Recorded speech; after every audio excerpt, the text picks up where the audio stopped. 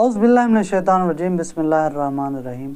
माह रमज़ान मुबारक की 22वीं शब के आमाल आखिरी अशरा है और इस अशरे में दो अमल बेहतरीन हैं जो अंजाम देने हैं।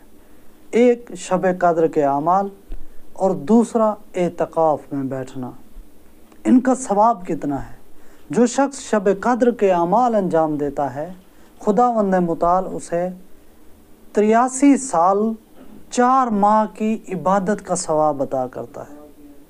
और जो शख्स एतकाफ़ में बैठता है, खुदावंद मुताल उसके नाम अमाल में 2 हज और 2 उम्रा का सवाब लिख देता है।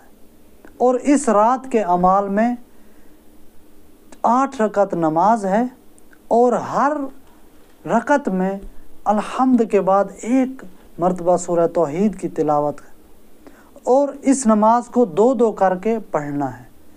जब 8 रकात नमाज मुकम्मल हो जाए तो उसके बाद तस्बीह बीबी फातिमा ज़हरा पढ़नी है और उसके बाद दुआ मांगनी है। अल्लाह ताला इस अमल के सदक़े में आपकी तमाम दुआएं कबूल कर देगा और आपके तमाम गुनाह माफ़ कर देगा। और जो शख्स 22वें दिन का रोज़ा रखेगा, उसके लिए खुदावंद मुताल ने अजर अज़ीम रखा है। फरमाते हैं जो शख्स 22वें दिन का रोज़ा रखेगा, मलकल मौत को बेअसत अंबिया की तरह भेजा जाएगा और तुमसे मुनकर व नकीर और आखरत के अज़ाब के खौफ को हटा दिया जाएगा।